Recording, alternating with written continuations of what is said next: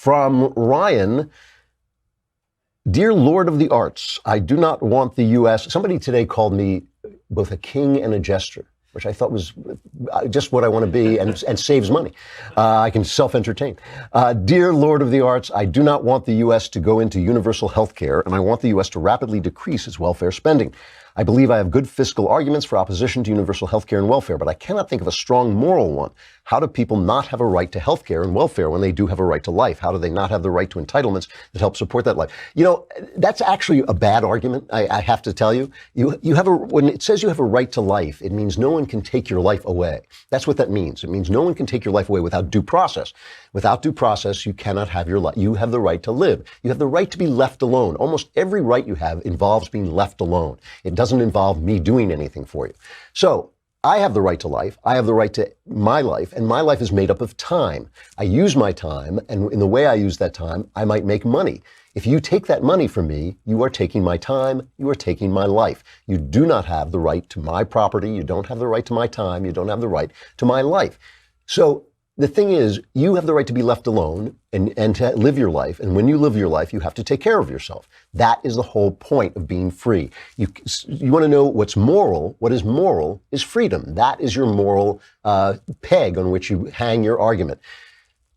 Once you say, don't you have the right to everything that sustains life, then I have to pay for your groceries. I've got to pay for your medical care. I've got to pay for your house. I've got to pay for everything. And then you're a socialist. And once you're a socialist, your time no longer belongs to you because everything you produce with your time belongs to the state, and the state decides it. How is it fair? How is it fair that I go out and bust my chops to support my kids, which I did, and I go out and do the things that I have to do to support my kids, and I get the check for my work, my time, my contribution, and you, because you have the guns of the government, you get to say, oh, no, you don't get to spend that on what you want to spend it. You have to spend it on what I want to spend it. That's tyranny. In order for us not to have tyranny, each of us has to take care of himself. Now, when people can't take care of themselves, there should be systems to take care of them. They don't have to be government systems. In an ideal world, and I know we're so far from this, it's almost not worth talking about it, but in an ideal world, that is something we do voluntarily through our churches, through our organizations. And the reason is, when I do something voluntarily for you, I elevate both you and me. I elevate me because I show that I have charity. I show that I can open my hands and give you my money.